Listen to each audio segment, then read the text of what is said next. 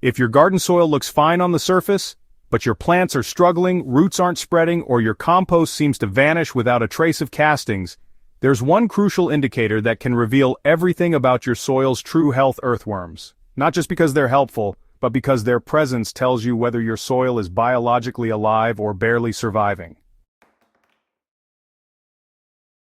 In today's guide, we're diving deep into how to actually find earthworms in your soil, why they may be missing, and how to read the signs they leave behind. And this isn't just about flipping soil to spot a worm or two. We're talking about reading the hidden language of the soil: moisture patterns, mulch behavior, organic residue, and even worm tracks.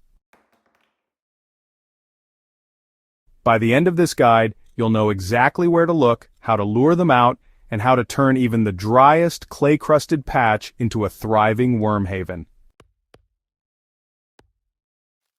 So, if you've ever wondered whether your soil is healthy without sending it to a lab, this is your on-the-ground test. Let's dig in. If your dig test reveals no earthworms, don't panic, but definitely take it seriously.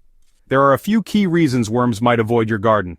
First is dryness. Even just one missed watering cycle can drive worms deeper where honestly they're a lot harder to spot. Second is lack of food. Sterile soils, whether that's from synthetic fertilizers, excessive tillage, or just no organic inputs, offer worms little to feed on. Third is acidity. Worms avoid extremely acidic soils, especially where pine needles or uncomposted citrus dominate. And lastly, compaction. If your soil crusts over or water pools on top instead of sinking in, worms may avoid it entirely. This is why worm hunting teaches you more than meets the eye. It reveals water behavior, organic matter levels, aeration issues, and even microbial health all in one. If you're not keen on digging or want to confirm worm presence invisibly, you can actually draw them to the surface with a simple attractant. Mix used coffee grounds or tea leaves with soaked cardboard and place it directly on the soil surface overnight. The smell and texture mimic natural worm habitats, and you'll often find them hiding underneath by morning. Another trick is the banana peel method. Lay a ripe peel, moist side down, under mulch. Check it in about 24 hours. If worms are in your soil, they'll show up for the sugars and fungi. These baits don't just help you detect worm presence, they also start conditioning the area into a worm-friendly zone. It's like giving them a taste of the buffet before inviting them to stay. Once you know worms are near, or want to bring them back, the key is to create long-term habitat. That starts with moisture retention through mulching, preferably with shredded leaves, grass, or moist cardboard. But the real secret to faster worm buildup is combining your compost or organic matter with a small scoop of forest soil or soil from undisturbed virgin land. This material contains not just worms, but their cocoons, microarthropods, fungal spores, and native soil bacteria.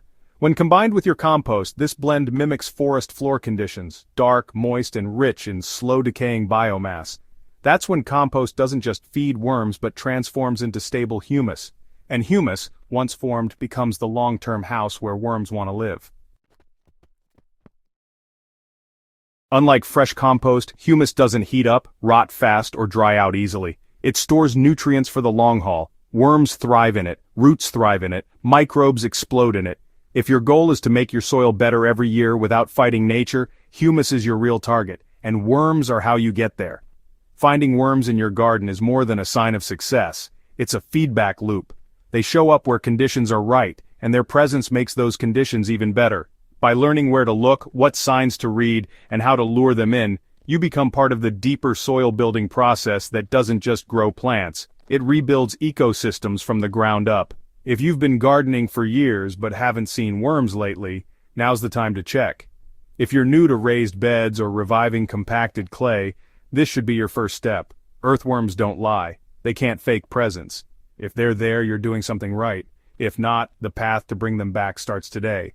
So grab a trowel, test a patch, place that bait, and tell us, what did you find under your mulch? If this guide helped open your eyes to what's really going on under the surface, don't forget to subscribe to Hydro Haven and share this with your fellow growers.